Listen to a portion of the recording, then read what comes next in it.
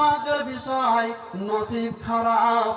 এমন একটা আমলনামা এসে যেন বাম হাতে লেগে গেছে।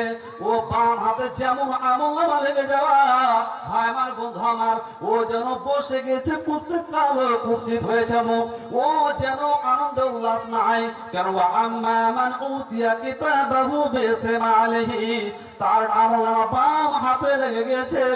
এমনকি ওর কালো কুৎসিত বসে রয়েছে।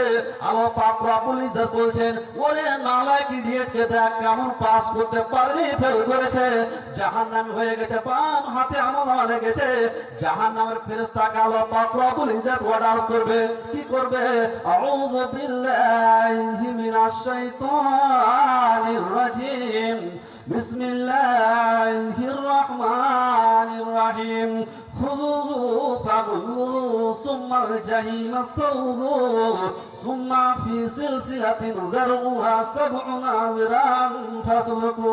এ ভাই আমার, বন্ধু আমার, যখন বাম হাতে আমলনামা লেগে যাবে তো আল্লাহ পাক রব্বুল ইজ্জত বলবে ফেরেশতার দলেরাকে, ওরে ফেরেশতার দলেরা, ওই নালায়েকের ইডিয়েটের বাম হাতে আমলনামা লেগেছে, ও জাহান্নামী হয়েছে, ওকে যাও, ওকে 70 গজ জিঞ্জির খারাপ পায়ে পেড়ে দিয়ে দাও, আর পায়ে পেড়ে দিয়ে দেও ভুড়ুম করে ছেচড় মারতে মারতে জাহান্নামের মধ্যে নিয়ে যাও। এই ভাই আমার, বন্ধু আমার, সারা পৃথিবীতে যেন আমরা বিরাজমান করছি, আমার আমলনামা ডান হাতে লাগবে কি বাম হাতে লাগবে এমন কোনো চিন্তা ভাবনা নাই। এই ভাই আমার, বন্ধু আমার, মায়ের আমার বোনেরা, আমি এটাই বুঝাতে চাইছি যে আমার স্থান নেগেটিভ হবে না, পজিটিভ হবে। আমার আমলনামা ডান হাতে লাগবে না বাম হাতে লাগবে। আমার আত্মার স্থান ইল্লিনে হবে না সিজ্জিনে হবে।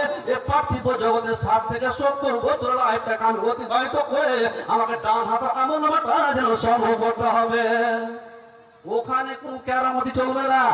ভাই আমার, বন্ধু আমার, ভাই আমার, প্লিজ দয়া করে ওগুলো দাঁড়িয়ে না থেকে আলোচনা খুব সুন্দর করবেন ইনশাআল্লাহ। আপনারা চলে আসেন, হতে পারে আপনার জীবনে পরিবর্তন ঘটে যেতে পারে। আপনারা প্লিজ দয়া করে সামনে চলে আসবেন, দয়া করে কেউ দাঁড়িয়ে থাকবেন না। ভলান্টিয়ার আমাদের ওদের সব রয়েছে, আপনারা চলে আসবেন। আমাদের ধার্মিক সভা, আমরা এখানে নেকির রাস্তায় যে হতে এসেছি। ও মদিনাবাসী, আফসুস সালাম, তোমরা এক অপরকে সালাম মোসাফা দাও, তোমরা বাবাকে সালাম দাও, মাকে সালাম দাও, বড় ভাইকে সালাম দাও, আত্মীয় স্বজনকে সালাম তোমরা প্রচার করে যাও। সালামের মধ্যে এমন একটা জিনিস রয়েছে, তোমার মনের মধ্যে যদি কোনো কিনা ভোগ থাকে তো সেই কিনা ভোগটা তোমার দূর হয়ে যাবে। তুমি বাড়িতে ঢুকবে, তোমার স্ত্রীকে সালাম দাও, তোমাদের স্বামী স্ত্রীর দাম্পত্য জীবনে যে মহব্বত বেড়ে যাবে। নবী আমার বললেন, ও মদিনাবাসী, ওয়াফসুস সালাম, তোমরা এক অপরে ভাইচারে আরম্ভ করে সালাম দাও। 1 নম্বর হলো, 2 নম্বর আল্লাহ নাই বলছেন ওয়াতিমুত তাআম। ও মদিনাবাসী, তোমরা কি করো? এক অপরকে খাবার দাও, এক অপরকে গরিব ভূমিহীন ইয়াতীমদের খাবার দাও।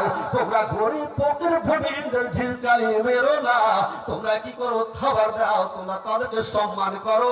তোমার মহাপরবদের বিচারের মাঠে সংকটময় দিন যদি তোমরা পরিত্রাণ পেতে চাও, একটা ফকিরকে যদি তুমি ধিক্কারি মারো, একটা মাদ্রাসার কালেক্টরকে যদি তুমি ধিক্কারি মারো, মাদ্রাসার কোন সেটারকে ধিক্কারি মারো, বান্দারে তুমি স্বয়ং আমাকে যেন ধিক্কারি মারলে, তো আল্লাহ নবী সমস্ত সাহাবায়ে কেরামের উদ্দেশ্যে বলছেন, আমার সাহাবায়ে কেরাম, ওয়াতিমুত তাআম, তোমরা ফকির গরিব ভূমিহীন ইয়াতীমদের তোমরা খাবার দাও। ভাবতে পারলে সুযোগে মেহমানদের সম্মান করো, তোমরা খেতে দাও। 3 নম্বরে আল্লাহ নবী বলছেন কি, ওয়াসাল্লু বিল্লাইল ওয়ান নাস নিয়াম তাদখুলুল জান্নাতা বিসালাম। এই কথাটা বলার জন্য আমি হাদিসটা বললাম।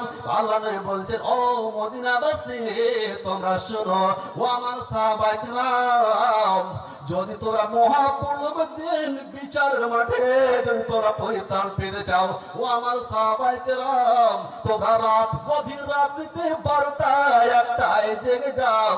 তুমি যত বড় হও, তুমি যত বড় টাকা পয়সা বলা হও, তোমাকে যত শ্রদ্ধা করো, তোমার কপালে যদি আমার সাজদায় ঘাম ভরে যায়, যদি তোমার কপালে যদি এই সাজদা দিতে গিয়ে ধুলোবালি ভরে যায়, ওই কপালকে আমি জাহান্নামে কোনোদিন কোনদিন দেব না। ও আমার সবাই গ্রাম, তোমাকে আমি বলি রাত গভীর রাত্রিতে জেগে যাও, আর রাত্রে জেগে গিয়ে সাল্লু বিল্লাইল ওয়ান নাসু নিয়াম।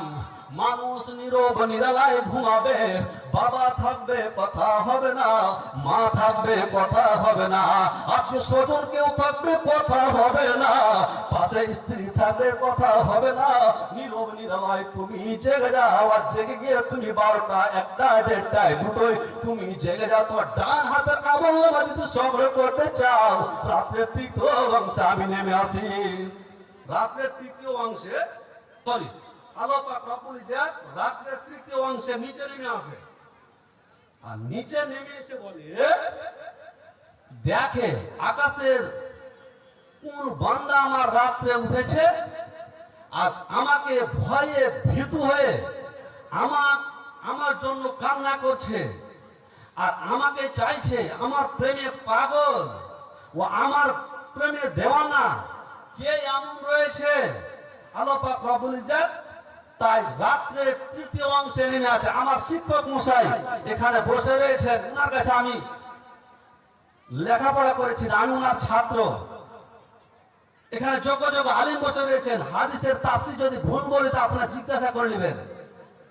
ভাই আমার, বন্ধু আমার, রাত্রের তৃতীয় অংশে আল্লাহ পাক রব্বুল ইজ্জত নেমে আসেন, আর নেমে এসে কি বলে, আইনা বানু আদম, ওরে বানু আদমের বেটা বেটিরা, তোরা কে কোথায় রয়েছি রে? তোরা কে কি চাইছি?